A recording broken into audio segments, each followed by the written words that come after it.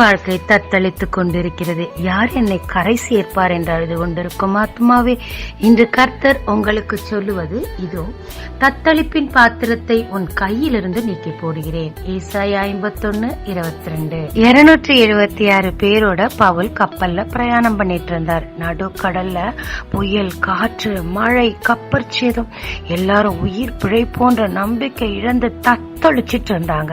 தேவனோ பவுல் நிமித்தமாக அந்த தத்தளிப்பின் பாத்திரத்தை நீக்கத்தக்கதாக பவுலை கண்டு ஆறுதல் படுத்தி அவர்களை பத்திரமாய் கரை சேர்த்தார்.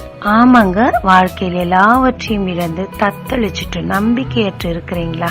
பவுலின் தேவன் என்று உங்களுக்கு சொல்லுகிறார், உன் தத்தளிப்பின் பாத்திரத்தை உன் கையிலிருந்து எடுத்து போடுவேன்னு. பவுலை போல தேவனிடத்தில் நம்பிக்கையோடு காத்திருங்க, சீக்கிரமாய் உங்களை தேவன் கரை சேர்ப்பார். ஜெபிக்கலாமாங்க.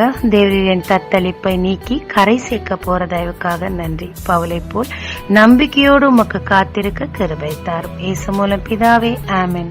இயேசு கிறிஸ்துவின் நாமத்தில் இந்த நாளில் உங்களை ஆசீர்வதிக்கும் ஜீசஸ் விஷ்.